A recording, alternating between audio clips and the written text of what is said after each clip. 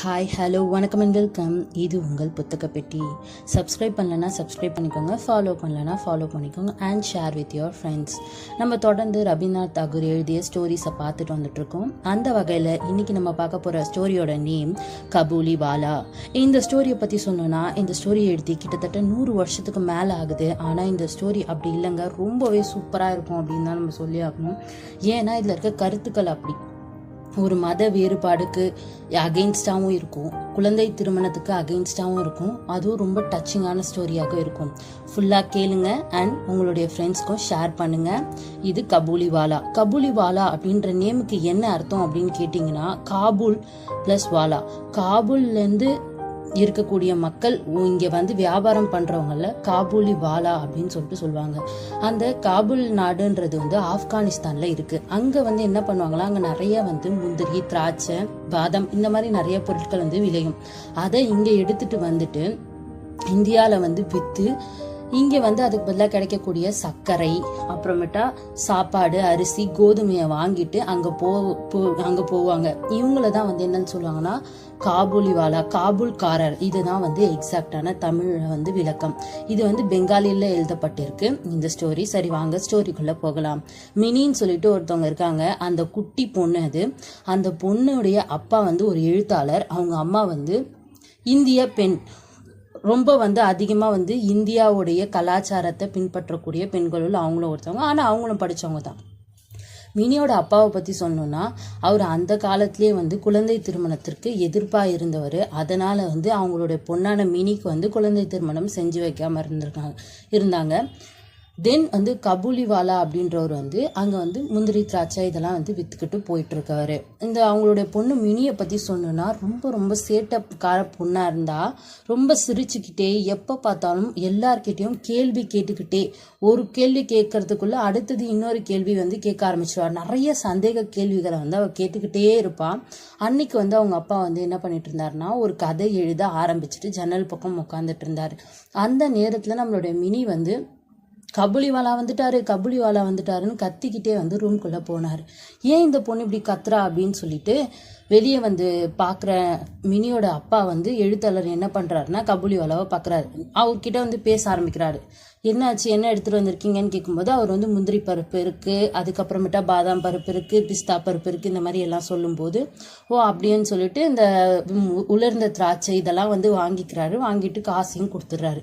அப்போ தான் நம்ம மினி வந்து ரூம்லேருந்து எட்டி பார்க்குறாங்க. அப்போ அவங்களுக்கு ஒரு விஷயம் புரிஞ்சுது. இவ்வளோ நாளாக அவங்க என்ன நினச்சிட்டு இருப்பாங்கன்னா, இவங்க மூட்டையில் வந்து குழந்தைங்களை கடத்திட்டு போயிட்டு வித்துட்ருக்காங்க, அவங்க வந்து இந்த வேலை தான் செஞ்சிட்ருக்காங்கன்னு சொல்லி அவங்கள தப்பாக நினச்சி பயந்து ஓடிட்டு இருப்பா.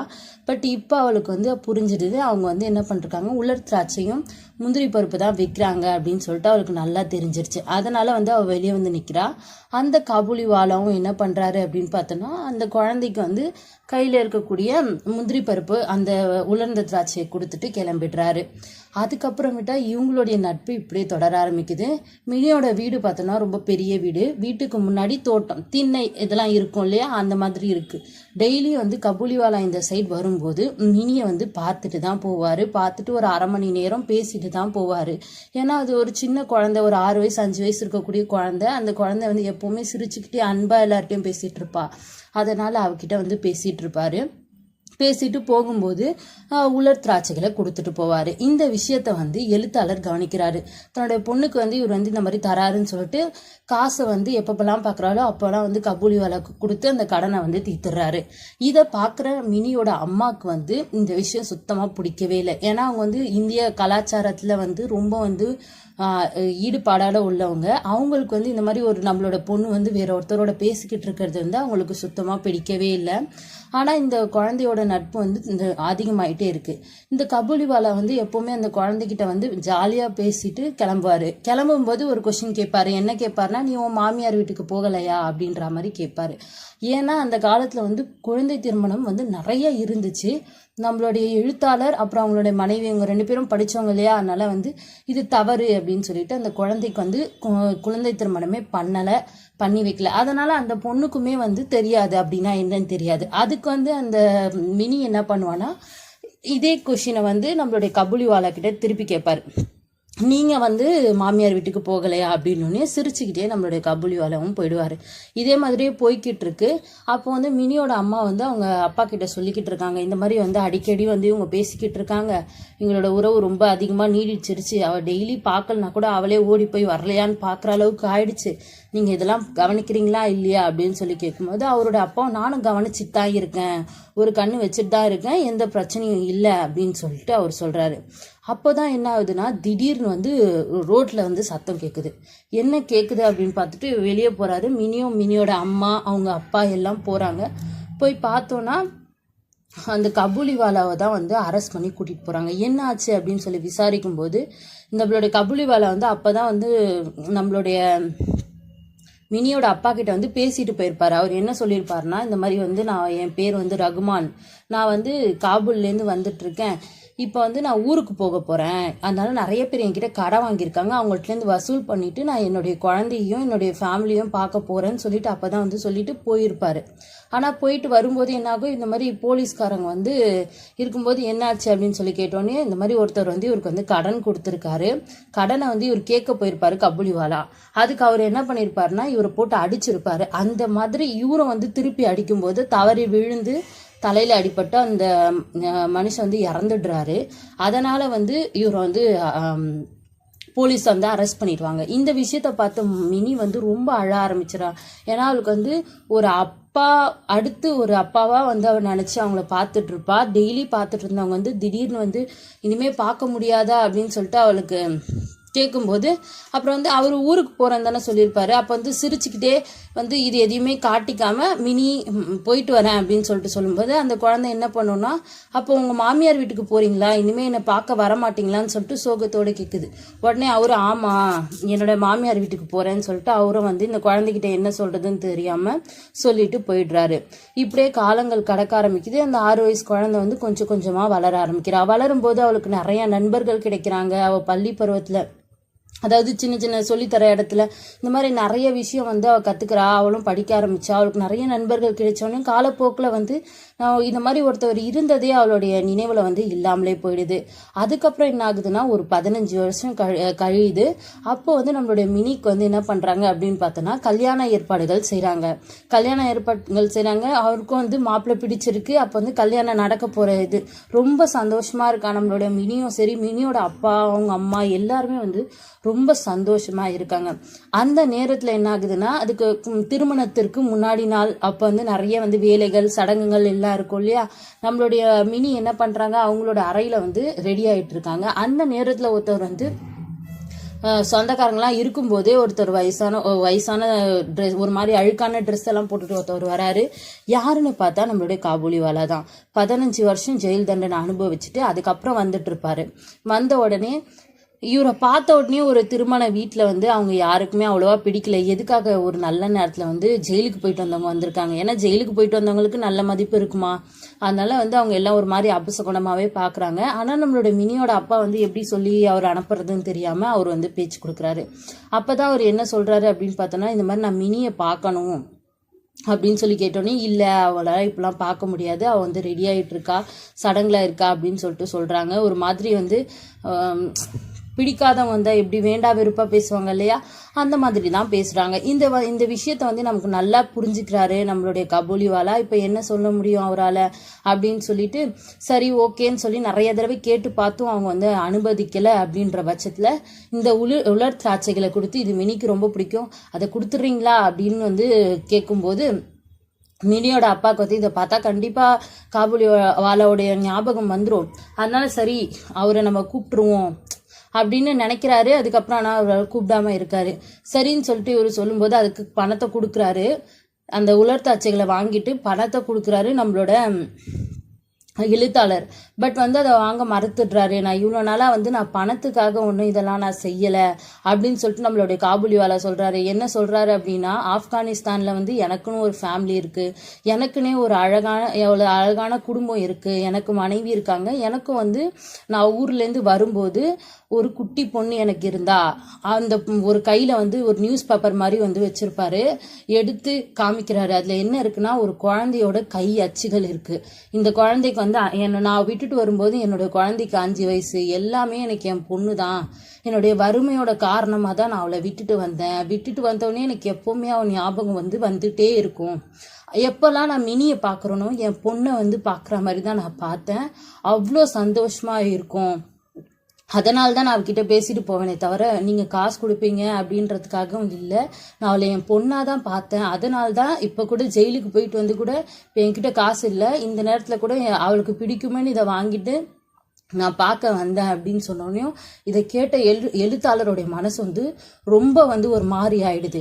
ஏன் அப்படின்னா அவருக்கு வந்து இப்போ வந்து இந்த காபூலிவாலா வந்து ஒரு ஜெயிலுக்கு போயிட்டு வந்தாரா தெரியல, ஒரு முந்திரி வியாபாரியா தெரியல, ஒரு வேற்று மதத்தவரா ஒரு முஸ்லீமா தெரியல, எதுவுமே தெரியல. அவருக்கு வந்து இப்போ வந்து அவரை பார்க்கும்போது ஒரு அப்பாவா மட்டும்தான் தெரிகிறாரு. ஏன்னா வந்து இவரும் ஒரு அப்பா இல்லையா, அதனால வந்து இவருக்கு வந்து புரியுது, அவரோட நிலைமை வந்து நல்லாவே இவருக்கு புரியுது. அதனால வந்து அவர் என்ன சொல்றதுன்னே தெரியல. உடனே வந்து தாமதிக்காம மினியை அழைச்சிட்டு வர சொல்றாரு. மினியை பார்த்தோன்னே காபூலிவாலாக்கு வந்து அந்த மினியா இவ அப்படின்ற மாதிரி ஆயிடுச்சு. ஏன்னா வந்து அவர் பார்க்கும்போது துருத்துருன்னு கேள்வி கேட்டுட்டு எங்கே பார்த்தாலும் ஓடிக்கிட்டு ஆடிக்கிட்டு இருந்த மினி இப்போ வந்து அமைதியா அழகா நடந்து வராங்க. வந்து நின்ன உடனே எனக்கு ஒன்று ஞாபகம் இருக்கா அப்படின்னு கேட்டோன்னே மினிக்கு வந்து சட்டுன்னு ஞாபகமே வரல நம்மளுடைய காபூலிவாலாவை. உடனே வந்து அவள் வந்து உன்னுடைய மாமியார் வீட்டுக்கு போகலையா அப்படின்னு சொல்லி கேட்ட உடனேயும் அப்போ வந்து அவள் என்ன பண்ணுறான்னா சிரிச்சுட்டு வெக்கப்பட்டுட்டே வந்து போகணும் அப்படின்ட்டு அப்போ தான் அவளுக்கு ஞாபகம் வருது. இந்த கொஷினை கேட்டவுடனே தான் ஞாபகம் வருது. அவரும் வந்து என்ன பண்ணுறாரு, நல்லா இருமா அப்படின்னு சொல்லிட்டு அவரும் பேசிட்டு இருக்காரு. இந்த நேரத்துல நம்மளுடைய எழுத்தாளர் என்ன பண்றாருன்னா அந்த கை அச்சுகளை பாக்குறாரு. அந்த குட்டி குழந்தையோட கை அச்சை பாக்குறாரு. பார்த்துட்டு திரும்புறதுக்குள்ள நம்மளுடைய காபூலிவாலா வந்து அந்த இடத்த விட்டு போயிடுறாரு. ஏன்னா அவர் மினியை பார்த்த சந்தோஷத்துல அங்கேருந்து கிளம்பிடுறாரு. அப்புறம் இவங்களுக்கு வந்து நம்மளோட மினியோட திருமணம் நல்லபடியாக நடக்குது, நிறைய வேலைகள் முடியுது, ரொம்ப சந்தோஷமாக வந்து அவளை வந்து அவங்க மாமியார் வீட்டுக்கு அனுப்பி வைக்கிறாங்க. அதுக்கப்புறம் என்ன ஆகுதுன்னா ஒரு தடவை வந்து நம்மளுடைய எழுத்தாளர் வந்து தெரு வழியாக போயிட்டு இருக்கும்போது நம்மளுடைய காபூலிவாலா ஒரு தெருவில் வந்து கிட்ட உட்காந்துட்டு இருக்காரு. அப்போ அவரை வந்து பார்த்த உடனே இவர் வந்து எழுந்து நின்னுறாரு காபூலிவாலா. எழுத்தாளர் உடனே தன்னுடைய பையிலேருந்து காசை எடுத்து ஒரு கட்டை எடுத்து அவர்கிட்ட கொடுத்து அந்த கை அச்சுகளையும் கொடுத்து, முதல்ல நீங்கள் ஊருக்கு போங்க, ஊருக்கு போய் உங்களுடைய மகளையும் உங்களுடைய மனைவியும் பாருங்கள். ஏன்னா உங்களுடைய மகளுக்கும் இப்போ திருமண வயது வந்திருக்கும், நீங்கள் வந்து உங்களுடைய குழந்தைக்கு நீங்கள் திருமணம் செஞ்சு வைங்க அப்படின்னு சொல்லிட்டு அவர் சொல்கிறாரு. இதை கேட்டவுடனே காபூலிவாலாவுடைய கண்கள்லாம் வந்து கலங்க ஆரம்பிச்சிருச்சு. அழுது ரொம்ப நன்றி சொல்கிறாரு. என்ன சொல்கிறதுன்னு ஒன்றுமே தெரியல. ஏன்னா வந்து திடீர்னு ஒருத்தவர் வந்து உதவி செய்கிறார். இவ்வளோ நாளாக அவரால் ஊருக்கே போக முடியாமல் இருந்திருக்கும். இவர் உதவி செஞ்ச உடனேயும் நன்றி சொல்லி 2 பேரும் கட்டி அணைச்சிக்கிறாங்க. தென் ஊருக்கு போகிறாங்க. இதோட இந்த கதை முடியுது. எதிர்பார்ப்புகள் எப்பவுமே ஏமாற்றத்தை தான் தரும். அதனால் எதிர்பார்ப்பை நிறுத்திட்டு எது நடக்குதோ அதை அக்செப்ட் பண்ணிக்கிட்டு போய்கிட்டே இருக்கணும். அதிகமான அன்பு கூட பிரியும் போது அதிக வலியை தருது. சில நேரத்தில் தனிமை கூட ரொம்ப கஷ்டத்தை நமக்கு தருது. இன்னைக்கு இது எல்லாத்தையுமே ரொம்ப அழகாக சொன்ன ஒரு சின்ன கதையை பற்றி தான் பார்க்க போங்க. வாங்க ஸ்டோரிக்குள்ளே போகலாம். இன்னைக்கு நம்ம பார்க்க போகிற ஸ்டோரி ரவீந்திரநாத் தாகூரால் எழுதப்பட்டதை போஸ்ட் மாஸ்டர் அப்படின்ற கதையை பற்றி தான் இன்னைக்கு பார்க்க போகிறோம். இவர் போஸ்ட் மாஸ்டர் இருக்காங்க, கல்கட்டாவில் வாழ்ந்துக்கிட்டு இருக்காங்க, தன்னோட ஃபேமிலியோட ரொம்ப சந்தோஷமாக வாழ்ந்துக்கிட்டு இருக்காங்க. அந்த நேரத்தில் தான் அவருக்கு ஒரு டிரான்ஸ்ஃபர் கிடைக்கிது. எங்கே அப்படின்னு பார்த்தோன்னா ஒரு வில்லேஜில். அந்த வில்லேஜ் பேர் ஊலாப்பூர். அந்த ஊலாப்பூருக்கு அவர் போகிறாரு. ரொம்ப தனியாக தான் போகிறாரு. ஃபேமிலியெல்லாம் விட்டுட்டு பிரிஞ்சு போகிறாரு. அவர் வாழ்ந்த கல்கட்டா சிட்டிக்கும் அந்த ஊலாப்பூருக்கும் நிறைய வித்தியாசம் இருக்குது.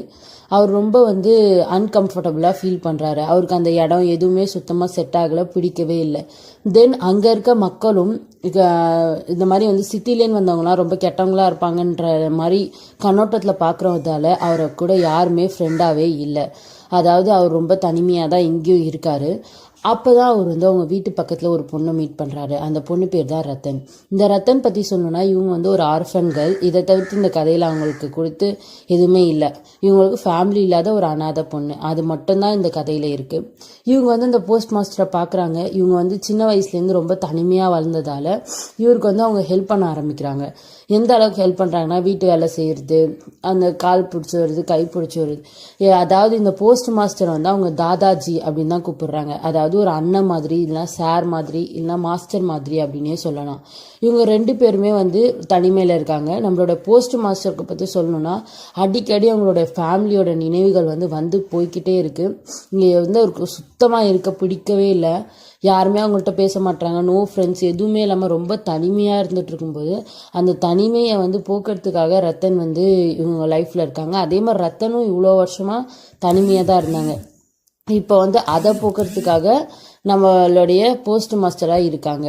இப்போ இவங்க 2 பேருக்கு வந்து எந்த அளவுக்கு வந்து ஒரு க்ளோஸ்னஸ் ஏற்படுது அப்படின்னு பார்த்தோன்னா, நம்மளுடைய போஸ்ட் மாஸ்டருக்கு ஏதாவது ஹெல்ப் பண்ணணும், உடம்பு சரியில்லை அப்படின்னா ரத்தன் வந்து ஒரு சிஸ்டராகவோ இல்லை ஒரு மதராகவோ இருந்து அவங்கள பார்த்துக்கிறாங்க. இந்த போஸ்ட் மாஸ்டரும் ஃப்ரீ டைம்ஸில் நம்மளுடைய ரத்தனை வந்து என்ன பண்ணுறாங்க அப்படின்னு பார்த்தோன்னா, அவங்களுக்கு படிக்க சொல்லி கொடுக்கறது, எழுத வைக்கிறது, இந்த மாதிரி ஒரு நிறைய இதெல்லாம் வந்து ஈடுபடுத்திட்டு இருக்காங்க. இந்த ஒரு சின்ன பொண்ணோட இந்த போஸ்ட் மாஸ்டர் இவங்க 2 பேரோடைய பாசம் வந்து நிறைய இம்ப்ரூவ் ஆகிட்டே இருக்குது. இவங்க 2 பேரும் வந்து தனிமையை மறந்து இருக்காங்க. அப்போ தான் என்ன ஆகுது அப்படின்னு பார்த்தோன்னா, நம்மளுடைய போஸ்ட் மாஸ்டர் லைஃப்பில் இயற்கை வந்து ரொம்ப சதிப்பானது. என்னென்னா அங்கே இருக்கக்கூடிய கிளைமேட் வந்து அவருக்கு சுத்தமாக ஒத்துக்கவே இல்லை. அதனால் அவர் வந்து ரொம்ப பெரிய ஒரு ஃபீவரில் வந்து பாதிக்கப்படுறாரு. அது உடம்பு சரியில்லாமல் ஆகிட்டோன்னே அவரால் ஒன்றுமே பண்ண முடியல. அப்போ தான் அவர் வந்து அவனோட ஃபேமிலியை நினச்சி ரொம்ப ரொம்ப ஃபீல் பண்ணுறாரு. இந்த டைமில் நம்மளுடைய அம்மா இருந்தால் நம்மளை எப்படி பார்த்துருப்பாங்க அப்படின்னு சொல்லிட்டு அந்த நினைவுகள் வந்து அவரை வாட்டி வதைக்குது அப்படின்னே சொல்லலாம்.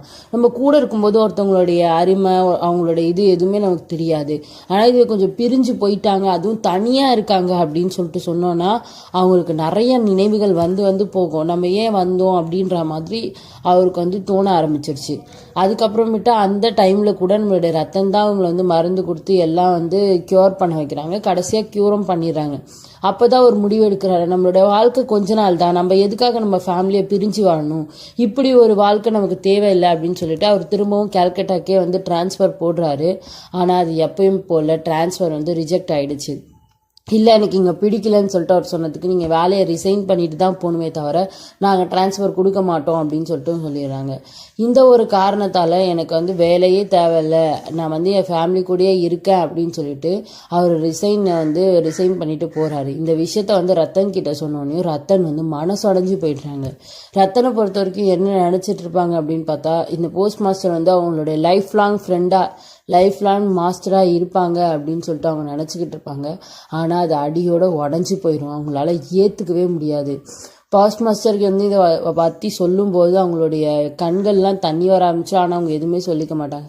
அவங்க என்ன நினச்சிருப்பாங்க அப்படின்னா, இந்த போஸ்ட் மாஸ்டர் வந்து தன்னோட லைஃப்பில் போக மாட்டாங்க, அப்படி போனால் கூட அதாவது ரத்தனையும் கூட்டிகிட்டு தான் போயிடுவாங்க அப்படின்னு சொல்லிட்டு அவங்க நினைக்கிறா. ஆனால் அது இப்போ எல்லாமே சுக்கு நூறாக உடஞ்சி போச்சு. அவர் போகக்கூடிய அந்த நாளும் வருது. அந்த நேரத்தில் வந்து அவர் ரத்தன் கேட்குறா, இந்த மாதிரி நான் அவங்க கூட வரட்டுமா அப்படின்னு கேட்கும்போது நம்ம போஸ்ட் மாஸ்டரால் இதை ஏற்றுக்கவே முடியல. ஏன்னா இந்த சமூகத்தில் வந்து ஒரு குட்டி பொண்ணு நம்ம கூட்டிகிட்டு போக முடியுமா அப்படின்னு சொல்லிட்டு ஒரு மாதிரி சிரிச்சுக்கிட்டு ரொம்ப தயங்கிட்டு அவர் அது ஒரு தயக்கத்திலே தான் போகிறாரு. கூட்டிகிட்டு போக முடியாதுன்னு கூட அவரால் சொல்ல முடியல, தயக்கத்திலே போகிறாரு. பாதி தூரம் ட்ராவல் ஆகிட்டு கொஞ்சம் தூரம் கழிச்சு தான் இவருக்கு வந்து ஞாபகம் வருது, இவரும் ரத்தனும் வந்து எந்த அளவுக்கு வந்து இந்த ரத்தன் வந்து இவன் மேலே பாசமாக வச்சுருந்தா, என்னெல்லாம் செஞ்சா, சமைச்சு கொடுத்தா, வீட்டை க்ளீன் பண்ணா, இந்த மாதிரி எல்லா விஷயத்துலையுமே ஹெல்ப்ஃபுல்லாக இருந்தாலே அவளை நம்ம கூட்டிகிட்டு வந்திருக்கலாமோ அப்படின்னு சொல்லிட்டு யோசிப்பார். ஆனால் அது ரொம்ப லேட். திரும்பவும் அவர் அந்த ஊலாப்பூருக்கு போக முடியாது. இந்த ஒரே ஒரு சைடு அந்த கடைசி ட்ரெயினில் தான் அவர் இருப்பார். அதனால் அவர் கேல்கட்டா வந்துடுறாரு. இந்த ரத்தனும் நம்மளுடைய போஸ்ட் மாஸ்டரை நினச்சி ஃபீல் பண்ணிட்டு இருப்பாள். இதோட இந்த கதை முடியுது. இந்த கதையில் என்ன சொல்ல வராங்க அப்படின்னா, எல்லாமே டெம்ப்ரவரி தான். ஒருத்தவங்க மேலே நம்ம வச்சுருக்க அன்பும் டெம்ப்ரவரி தான். நம்ம வந்து அதிகமாக ஒருத்தவங்க மேலே அன்பு வைக்கக்கூடாது அப்படின்றதும் புரிஞ்சுக்கணும். அதே மாதிரி இன்னொரு விஷயம் என்னென்னா, பிரிவு நிரந்தரமானது தான். நம்ம அந்த பொண்ணை ஒரு கடைசி வரைக்கும் கூட்டிகிட்டே போயிட்டு இருந்தாலும் என்னைக்காச்சும் ஒரு நாள் அவங்க 2 பேரும் பிரிஞ்சு தானே ஆகணும், ஏதாவது ஒரு சூழ்நிலையில். அதுக்கு இந்த பிரிவே ஏற்றதாக தான் இருக்கணும். நம்ம எல்லாருமே பிரிவை கடந்து தான் வந்திருப்போம். ஸ்கூல் ஃப்ரெண்ட்ஸை பிரிஞ்சிருப்போம், காலேஜ் ஃப்ரெண்ட்ஸை பிரிஞ்சிருப்போம். இந்த மாதிரி எல்லாத்துலேயும் பிரிவினை இருந்துட்டு தான் இருக்கும். 2வது விஷயம் தனிமை. ஒருத்தவங்களுக்கு வந்து ஒரு லைஃப்பில் வந்து ரொம்ப பெரிய சாபம் அப்படின்னு சொன்னாலே அது தனிமை அப்படின்னு சொல்லலாம். சில பேர் அதை விரும்பி ஏற்றுக்கிட்டாலும் பல பேரால் அதை விரும்பி ஏற்றுக்க முடியாது. ஏன்னா பல நினைவுகள், பல எண்ணங்கள் நமக்கு தனிமையாக இருக்கும்போது தான் தோணுமே. அதனால் நீங்கள் வந்து என்ன சொல்கிறேன் அப்படின்னா, அளவுக்கு அதிகமாக அன்பு வைக்காதீங்க. எதுவாக இருந்தாலும் டெம்பரவரின்னு நினைங்க. அதுவுமே ஃபேமிலி கூட சந்தோஷமாக இருங்க. இந்த கதை உங்களுக்கு பிடிச்சிருக்குன்னு நினைக்கிறேன். இன்னும் இந்த மாதிரி கதை தெரிஞ்சுக்கணுன்னா சப்ஸ்கிரைப் பண்ணுங்கள், சப்போர்ட் பண்ணுங்கள். இது உங்கள் புத்தக பெட்டி. தேங்க்யூ.